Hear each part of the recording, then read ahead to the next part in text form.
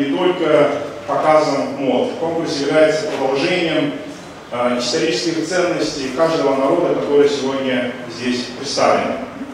Именно это время позволило вам для того, чтобы вы дальше работали. Когда наши европейские партнеры покинули наши цены высоких вод, вот вам сейчас нужно проявить как можно больше инициатив и показать всем нам, многонациональной России и другим партнерам, как у нас возрождаются исконные исторические ценности. Уважаемые участники торжественного открытия 21-го Евразийского конкурса высокой моды национального костюма «Этно-Эрата». Безусловно, сегодня среди участников это от Монголии до Грузии, от Дальнего Востока до Уфы.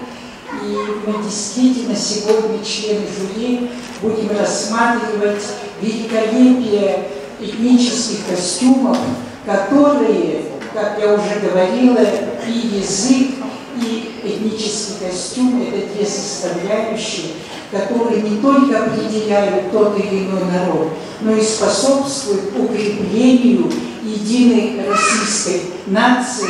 Мы с радостью согласились на предложение еще раз провести этот конкурс на городе Якутске, в Республике Саха-Якутия, именно в год основания, год юбилея нашей республики, столетия образования Якутской ССР. И еще раз очень горячо приветствуем гостей и участников нашего евразийского конкурса высокой моды национального костюма «Этно-Эрата».